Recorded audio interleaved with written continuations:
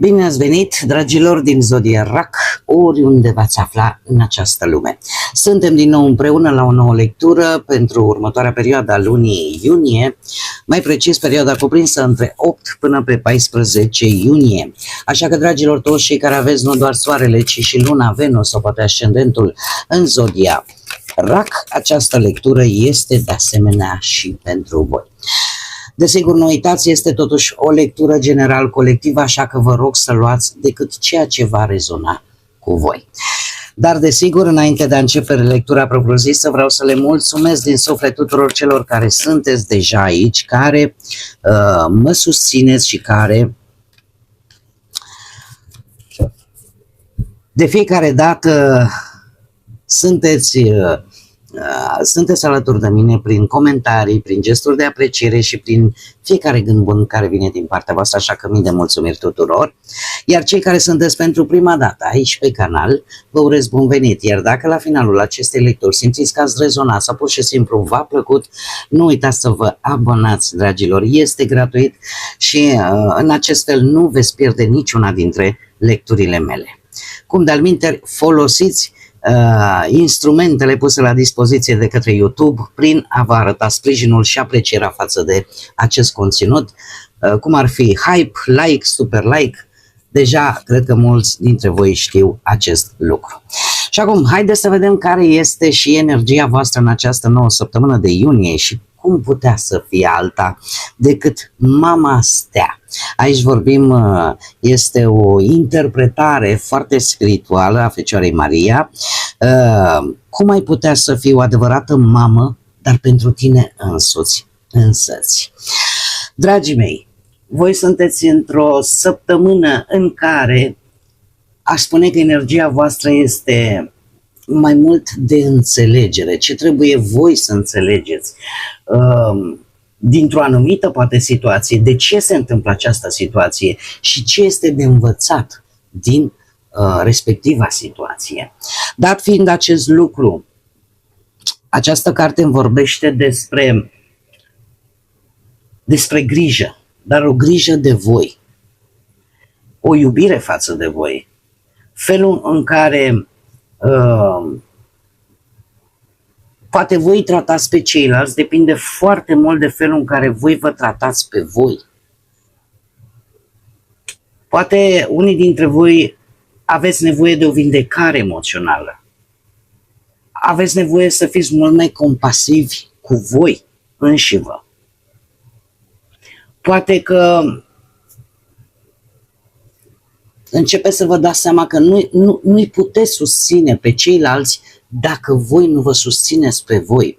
Eu aveam o vorbă, le spuneam și copiilor mei și mie mi-a spus-o, am primit-o și eu la rândul meu, încă de foarte de tânără, de la un călugăr bătrân, care mi-a spus: atâta timp cât tu nu ai grijă de tine, nu poți să ai grijă și de copiii tăi.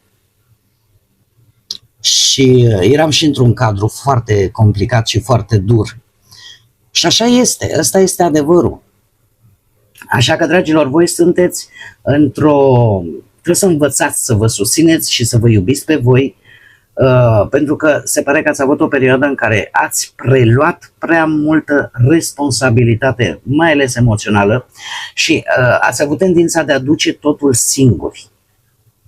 Iar această energie sugerează nevoia de a vă opri, de a vă oferi vouă sprijin, blândețe, compasiune, de a vă elibera de anumite poveri emoționale și de a renunța să vă mai criticați de fiecare dată că nu faceți îndeajuns, să încetați să duceți singuri greutățile, să vă tratați pe voi cu aceeași grijă pe care o aveți față de ceilalți, pe care posibil, clar, îi iubiți foarte profund. Dar trebuie să învățați să vă iubiți și pe voi. Iar pe de altă parte, pentru cei care sunteți, acum nu știu cine mă urmărește și ce credințe aveți fiecare dintre voi, dar în mare parte pentru cei care aveți această credință creștină, este o săptămână tare bună să vă conectați cu Fecioara Maria. Bun, Haideți să vedem ce ne spune și tarotul și să-i cereți ajutorul și să-i cereți sprijinul. Haideți să vedem ce ne spune și tarotul, ce vine pentru dragii mei din RAC. În săptămâna 8-14 iunie, atât pe plan profesional, financiar sau sentimental. Încă un lucru, știu că posibil să auziți un zgomot pe fundal. Nu am ce să-i fac, mai ales în perioada asta de caniculă extremă, unde eu locuiesc, deja au crescut temperaturile, am ajuns la 36 de grade, o să ne prindă și 42 în curând. Nu pot, nu că să fac lecturi, nu pot trăi fără un amărât de aer condiționat. Și ce să fac? Am unul care face zgomot. Uite, chiar am arătat și la alte zodii, am achiziționat acest tip de microfon special pentru a atenua acest zgomot, dar asta este situația. O să încerc să o fac și când editez lecturile, să încerc să cobor cât se poate zgomotul acesta de fundal. Așa că am încredere că veți înțelege situația și că nu este ceva voit. Haideți să vedem. Avem forța pe partea muncii. Ceva se întâmplă la cei singuri. Și o curiozitate interesantă la cei în relație. Haideți să le și clarificăm. Clarificăm, te rog, forța pentru dragii mei din RAC, săptămâna 8-14. Clarificăm 6 de monede. Clarificăm pajul de spade. Astea chiar că sunt foarte, foarte multe. Hai să mai încercăm. Clarificăm pajul de spade. Cine e curios aici? Clarificăm turnul. Și clarificăm surpriza săptămânii. Foarte multe, mai încercăm, clarificăm surpriza săptămânii.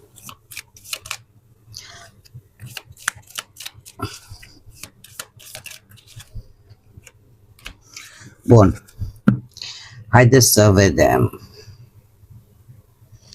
Pe partea muncii avem forța, zodia leu. Poate că unii dintre voi aveți ascendent în leu. Am aici și taur. Dar forța îmi vorbește de diplomație. Și se pare că în această nouă săptămână voi veți aborda orice provocare la locul de muncă cu mai mult calm, cu mai multă răbdare. Veți gestiona, dacă este cazul, anumite conflicte fără să țipați, fără să vă certați, veți fi foarte diplomați. Veți face uz, ca să spunem așa, pentru a termina poate un proiect dificil sau să continuați să lucrați, chiar dacă sarcinile sunt destul de complicate. Totuși o veți face cu răbdare și folosindu-vă de capacitatea voastră de a dialoga, care este, se pare, un atu important. De unde provine acest lucru? Aici.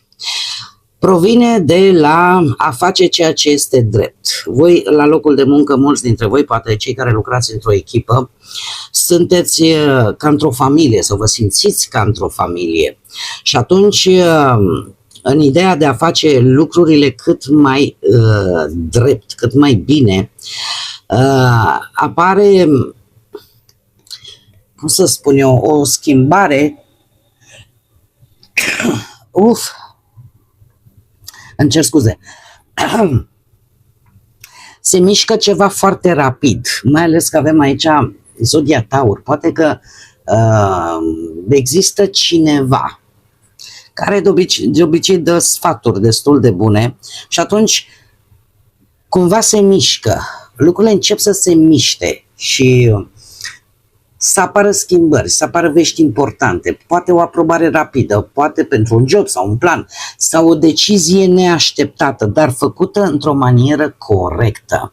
Lucrurile se vor face corect, chiar dacă acest 9 de bâte ne spune că voi trebuie să vă mențineți poziția. Încă trebuie să depuneți un efort pentru a finaliza ceva. Un proiect pe termen lung, un proiect poate care are o dată limită sau poate o provocare neașteptată, dar îi veți face față. De ce? Pentru că avem aici tot Marele Preot îmi vorbește de, cum să spun eu, de o anumită înțelepciune. De o anumită înțelepciune bazată pe principii morale. Da? Voi veți urma anumite proceduri, anumite reguli foarte bine stabilite la locul de muncă, cum ar fi, nu știu, că respectați regulamentul, că respectați politica internă, că respectați un anumit standard de calitate sau pur și simplu aveți pe cineva care e ca un mentor pentru voi sau colegi care sunt mai experimentați și care poate vor să vă ajute. Cert este că trebuie să rămâneți pe poziții și să aplicați această metodă a dialogului, a diplomației. Și în felul acesta puteți trece peste situațiile astea mai provocatoare. Pe partea banilor avem un 6 de monede. Aici este foarte interesant, este ceva un pic karmic și vreau să văd dacă luați sau dați. Ia să vedem. Ce este interesant, 6 de monede se clarifică tot cu un 6 de monede printre cărți. Un 3 de monede și un 2 de cupe. Dragilor, s-ar putea ca voi să și luați bani. De ce? Pentru că în trecut, posibil, ați avut o conexiune tare bună, ați lucrat chiar poate împreună cu alte persoane, cel puțin una, dacă nu mai multe, și la rândul vostru, voi v-ați oferit sprijinul. 6 de monede este, de ce este karmică? Pentru că îmi vorbește, tu poți fi în situația în care să primești banii sau în situația în care să-i dai, să-i oferi. Acum, ori voi ați oferit la rândul vostru un sprijin financiar, poate la crearea unui eveniment, ați ajutat pe cineva, dar a fost o conjunctură de mai multe persoane, cel puțin una. Doiul ăsta de cupe mie îmi vorbește despre un parteneriat, o colaborare, un proiect în comun. Că ați făcut o mică afacere cu vreun prieten, cu vreun partener, da? Cumva s-au împărțit resursele în mod echitabil pe ce ați făcut voi atunci. Acum, cu acest 3 de cupe, se pare că e rândul vostru.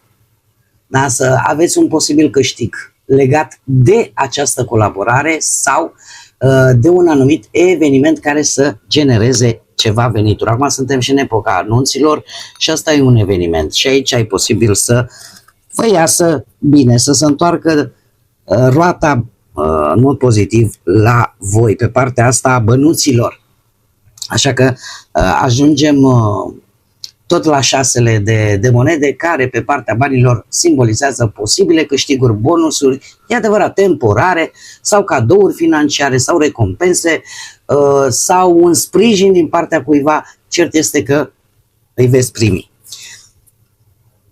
Mergem mai departe și pe partea relației, a cuplului, avem un as de bâte și un paș de spade. Nu știu dacă perechea voastră are sau nu legătură cu zodiile de aer, Gemene, Balanță sau Vărsător, dar acest paș de spade pe partea relației indică energie, curiozitate, dorință de comunicare. Se pare că voi, dat fiind că acest paș de spade provine din acest as de bâte și dat fiind și faptul că vorbim de sentimente, de emoții, dragilor, voi veți avea o săptămână tare interesantă, mai ales pe parte intimă. Veți fi foarte curioși. Asul de bâte ne vorbește foarte mult de partea senzuală. Veți avea parte de foarte multă senzualitate, da? Încerc să folosesc cuvinte cât mai acceptabile, da, de către YouTube, dar sper că mulți dintre voi v-ați dat seama. Deci sunteți foarte curioși, există o energie, o curiozitate, entuziasm, conversații interesante, activități interesante, venite tocmai de la o mare pasiune. Se pare că împreună, dacă nu vorbim de partea senzuală, atunci vorbim de faptul că v-ați propus să faceți ori vreo achiziție împreună, ori vreun plan pe termen lung. Cumva relația se simte foarte sigură și destul de predictibilă, aș spune, cu sprijin reciproc. Așa că nu e deloc rău. Cei care sunteți singuri, la voi, dragilor, aici va apare un turn. Va apare o schimbare, dar nu trebuie să vă speriați. Chiar nu trebuie să vă speriați. De ce apare? Pentru că voi ați luat o decizie cu ceva timp în urmă, posibil să renunțați la ceva care v-a rănit, poate la o relație complicată, la această stare, cum să spun eu, ați pierdut ceva, v-a dezamăgit în dragoste, ceva care nu a funcționat sau voi l-ați respins. Da? V-ați dat seama că este o greșeală și că e timpul să o luați din loc. Lucru care a dus la... Ați făcut-o probabil, unii dintre voi poate ați făcut-o nu foarte cu mare tam-tam. Dar, de ce? Pentru că avem moderația. Nu știu dacă zodia Săgetător vă spune ceva. Avem moderația și când posibil să fi luat această decizie, ați făcut-o în liniște. Voi ați avut nevoie de un timp să vă echilibrați viața voastră emoțională și ați acordat mai multă atenție pe dezvoltarea voastră personală, pe vreun hobby, ați avut nevoie de un timp pentru voi. Da? Și ideea care era, dom'le, vreau să-mi caut o relație liniștită, echilibrată, fără dramă, fără conflicte constante, da? Lucru care se pare că cuiva posibil sau cineva a plecat din viața voastră. Știți cum e? Că întotdeauna, chiar și atunci când rămâi singur, totuși există umbra celuilalt. Pentru că totuși aceste lucruri, renunțarea, o renunțare importantă și o decizie foarte concretă, foarte hotărâtă, duce la acest turn. Turnul, de fapt, în această situație, se pare că nu înseamnă neapărat că, domne, se întâmplă ceva, vine cu tărică și mă apuc și mă atrag de păr. Nu. În această situație, turnul reprezintă o deșteptare bruscă. Pur și simplu te trezești și realizezi brusc că relația din trecut nu era potrivită pentru voi. Lucru care pe voi vă schimbă, vă dați seama că lucrurile nu pot rămâne așa, nu atât de instabile și atunci decideți, domne, nu era potrivit pentru mine, trebuie să schimb complet modul în care voi aborda relațiile pe viitor. De fapt, în acest context, turnul asta reprezintă. E tot ca o dărâmare a unor vechi credințe, a unor vechi principii de viață. Surpriza săptămânii vine cu un 5 de bâte. Ia să vedem dacă e competiție sau cu cine vă necăjiți voi. Și avem aici magicianul și un 9 de monede. Posibil să aveți interesant aici totuși. Tind să cred cu acest 5 de bâte, ori să intrați într-o competiție, intrați într-o provocare sau poate aveți de dat, de ce nu, și un examen. Vi se testează o anumită abilitate în această săptămână, poate să fie și asta, sau pur și simplu să intrați într-o rivalitate. De ce? Pentru că avem aici un magician și un 9 de monede. Asta mă duce cu gândul la faptul că ori voi aveți un câștig personal, o anumită satisfacție la nivel personal. Și în cazul acesta, magicianul devine, ca să zic așa, persoana cealaltă. Nu știu dacă Zodia Gemeni vă spune ceva. Mai degrabă ar spune că e posibil să apară o discuție un pic mai aprinsă. Da? Cineva care își va impune sau voi vă veți impune punctul de vedere care va crea anumite animozități, cu atât mai mult dacă aveți și vreun ascendent în Gemeni. Dacă aveți un ascendent în Gemeni, tocmai succesul ăsta al vostru vă face să prindeți un pic de curaj și să vă expuneți ideile, părerile într-un mod care, desigur, poate nu va place atât de tare. Dar asta vine în urma unui succes la nivel personal. Mare atenție. E ceva care vă dă încredere în voi și care știi ce? E asta, e că eu pot de fapt. Și poate aduce această animozitate.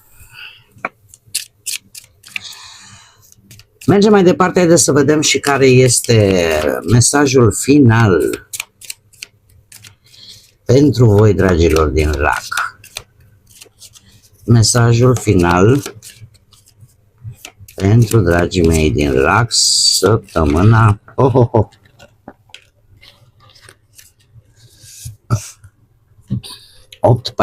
8-14 iunie. Și avem aici un moment bun. Socializează și celebrează viața. Și avem, aici sunt, nu știu dacă îi vedeți, sunt doi delfini cu, așa le spune, battle nose, cu nasul ca de sticlă, probabil că așa se numesc ei. Deci este un moment, nu știu cifra 3 dacă are vreo însemnătate pentru voi, dar este un moment tare bun ca voi să socializați și să celebrați viața și să petreceți cel puțin o zi în care să vă bucurați de micile și simplele lucruri ale vieții. Bun, dragii mei, cam acestea au fost mesajele pentru voi. Eu vă mulțumesc, desigur, că ați stat alături de mine la această lectură. Până data viitoare, când ne vom reîntâlni la una nouă, nu uitați, suflete frumoase, să gândiți înalt, să zburați înalt și, desigur, să lăsați ca pacea, iubirea, lumina și credința să vă însoțească la fiecare pas.